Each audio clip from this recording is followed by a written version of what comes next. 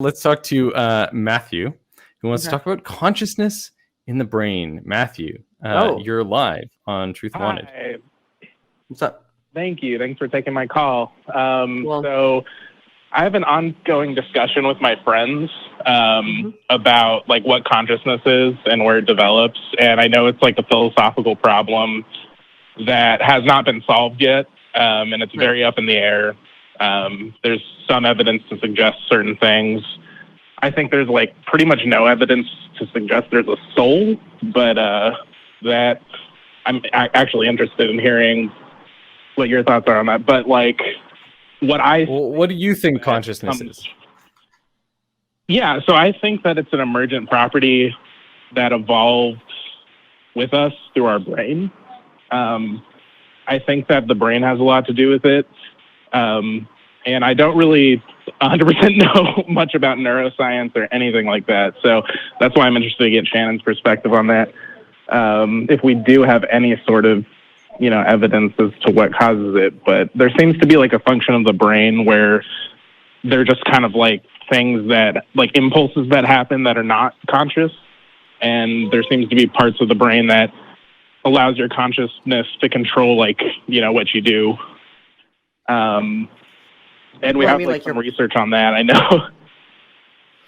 I mean, the operation of your viscera isn't something that you have a conscious awareness of, for example. Is that what you're talking about? Or okay, right. that's not probably not Yeah, the best way to yeah. put it. So like your internal organs working is something that your brain regulates, but you're not consciously aware of actively doing. Is that the type of thing that you mean? Yeah. Okay. Cool. So I think that's because they're different so like on parts of the brain. Yeah. Exactly. Yeah. So, do we know like what parts of the brain might be related to consciousness, or if there's any evolutionary evidence for that? I say yes. Do you want before I start vomiting words all over the camera? Do you want to say anything? I mean, from my perspective, consciousness is just a function of the brain, like you said. It's like, to me, the equivalent of saying like it's what the brain does as opposed to what it is. It's a structure function differentiation. So like consciousness is like the flame of a candle, where it's not necessarily a structural thing. It's what the candle does. Maybe that's not the best example, but that's the way I think about it. And what's interesting about that, you said you think it's seated in the brain, and I would argue that it's definitely seated in the brain, because when we see like trauma patients come in, the correlation between brain damage and unconsciousness is like 100%, right? You never see someone with no brain who is conscious, with no brain function who's conscious. And what's interesting too is when we go to sleep and we don't dream, like it basically functions as if we have no consciousness at all. We wake up as if nothing happened. Well, I mean, I think, I'm reaching way back here, but I think dreaming is something that happens like in stage 4 sleep, but it is that right? Or maybe stage 4. REM cycle. I think so. Yeah, I could be wrong too. I could just be agreeing with you. But it happens regardless. It happens like every night. So you always dream. You just don't always remember it. In fact, I think it is. Oh, REM, that's interesting. I didn't know. It is REM. Yeah, you're in the. But it's rapid eye movement. So you just forget your dream. You just forget your dream. Is that what happens? Yeah. That's so usually when you dream, and Shannon, you can shit check me, but usually you go through these stages, and you sort of like descend from light sleep where you are semi-conscious, and that's usually when you're falling asleep, and that's when these things like hypnagogic and hypnopompic hallucinations happen. People used to imagine like demons sitting on their chest, but they couldn't move, for example. There's like some famous paintings depicting that. But you would descend through these stages of sleep, and when you're in REM sleep, which you cycle back and forth throughout the night, then you're dreaming, but you also have phases where you're not dreaming, which are like I think your stage 4 is your most restful phase of sleep. But you cycle back and forth through these. And as long as you hit a REM cycle, you're going to be dreaming. And it's when you get woken up for some reason during one of those cycles is when you remember your dreams. Usually, if you come out of it in a sort of a standard, like if you come out, usually you come out from like your deepest stage 4 sleep and you rise up through these sleep levels. And if you come out of stage 1 sleep, then you don't usually remember your dreams. But if you get woken up for some reason while you're having a dream, that's usually when you remember your dreams. If I'm remembering. Okay, that's extremely interesting. I did not know that. So that's not really related to this, I guess, but like completely. The brain's not set up to incorporate things like that into memory because they're not external perceptions. So external perceptions are what you're probably going to more incorporate into memory. And when you're having dreams, sometimes it can mirror the experience of an external perception, but it's not. It's constructed by the brain itself. So that what MD says aligns with what I know, because if you're waking up immediately, you're still technically kind of thinking about it. You're in the process of thinking about it. Right. So when you put yourself back into a conscious state, it's still kind of at the forefront of your mind. And then when you're in the conscious state and having perceptions, you incorporate that into your perceptual conscious state, and then you would be able to have a memory of it, but it wouldn't be lasting, which is why people have dream journals, because it's not the type of thing that we're geared towards remembering, because they don't technically matter from a survival or function perspective. I remember some pretty vivid dreams I've had. Honestly, I can remember dreams from when I was a kid sometimes. Oh, that's neat. I'm not sure why, but yeah. Probably just have a. So what's your evidence? Say that again? I said you probably have some sort of an overactive hippocampus that's incorporating things into your long-term memory. I'm a loser. Go ahead, ask your question. Is there any evidence of the brain's connection to consciousness? That's MD Aware already said that you have loss of consciousness when you have brain damage. So that's one evidence. I was just wondering if there's any more.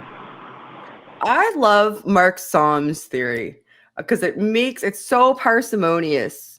I think that we are such egocentric animals that we affiliate intelligence with consciousness, right? So we think that conscious experience is something like being able to, reason and have,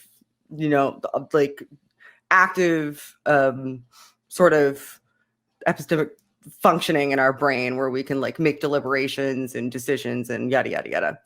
And I love Mark Somm's theory because it makes the most sense from an evolutionary perspective, and it explains so much about how brains function with experience from a consciousness perspective. And what is it is a good question, Shannon. What are you on about? What it is his theory is that the root of consciousness, the baseline of what a conscious experience is something that is actually an unconscious process, which is emotion.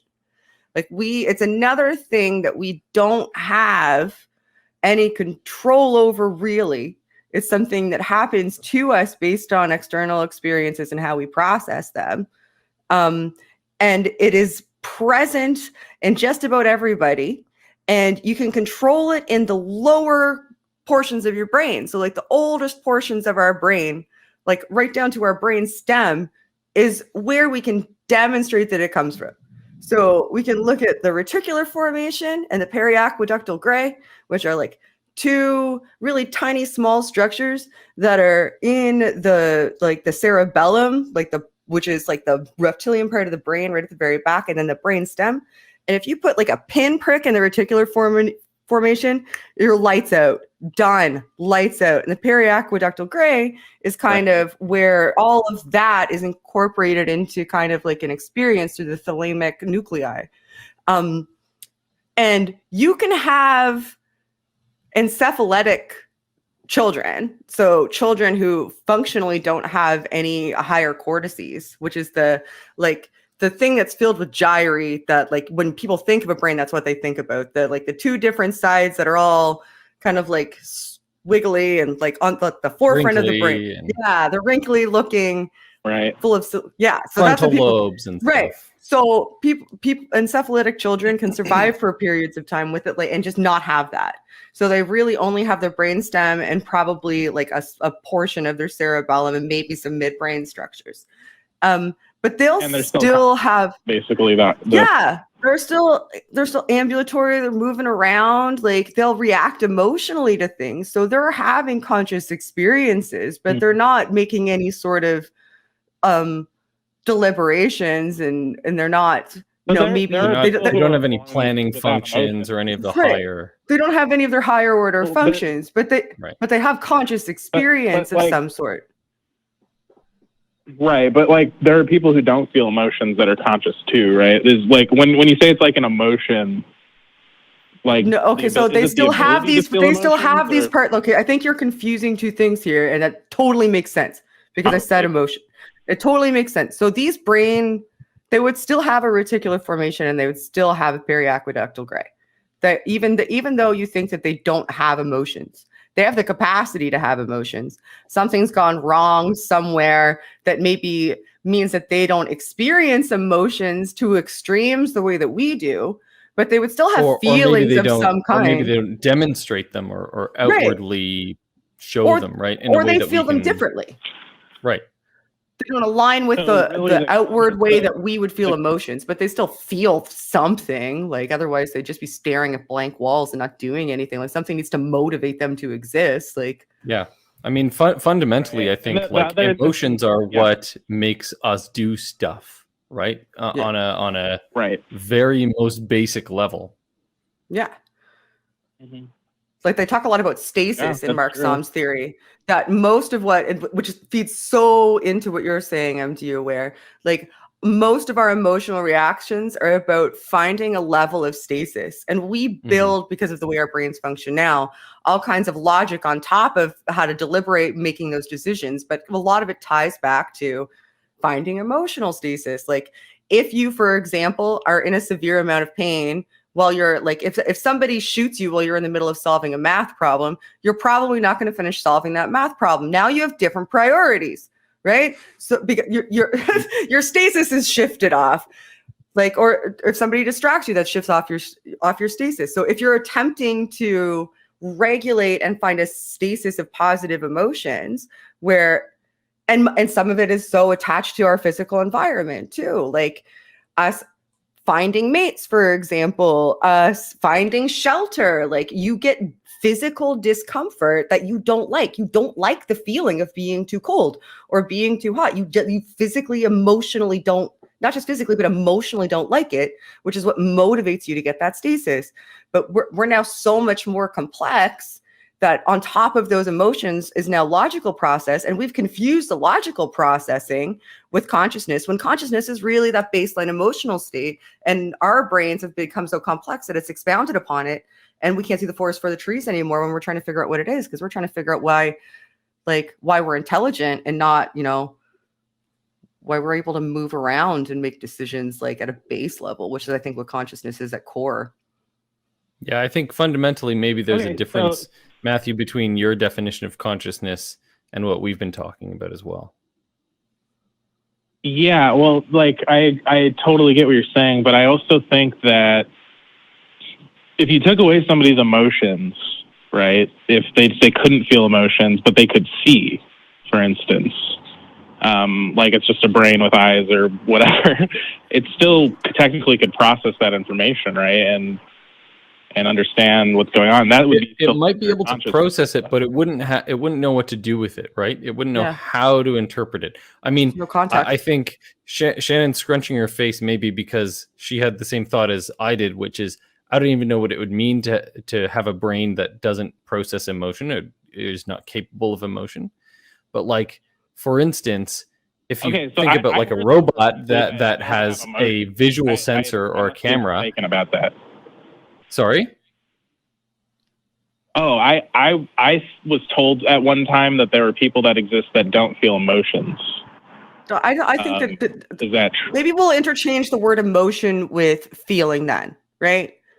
Because I don't think that there's anybody existing on Earth that if you pricked them with a pin, they wouldn't feel pain and that that's uncomfortable for them and they don't like it. Oh, I heard that there's a condition that's actually a thing.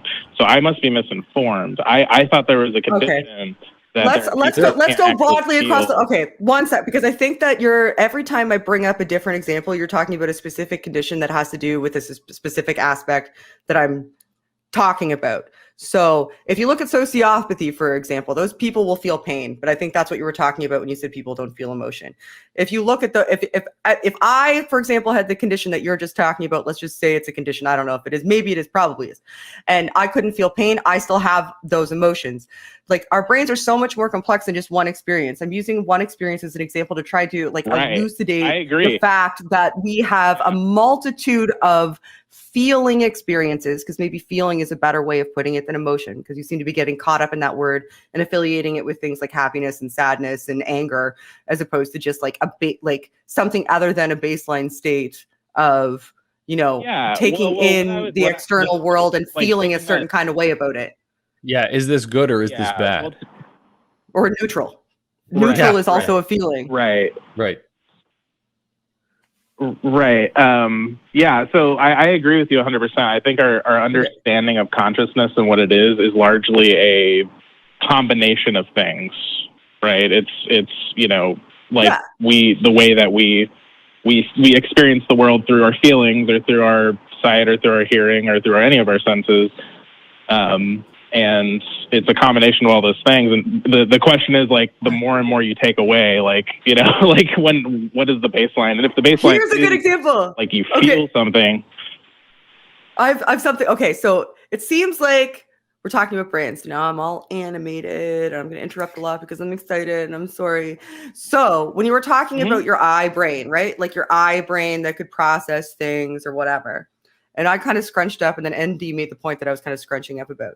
The reason I was kind of scrunching up and like, okay, that doesn't make sense is because our brains can exist bottom up and us still function to a certain degree, but can't exist top down. Like, you're never going to find an instance where somebody has like their occipital lobe, which is where like vision is processed, attached to their eyes, but doesn't have their midbrain structures, cerebellum, and somehow manages to exist and operate. It's not possible.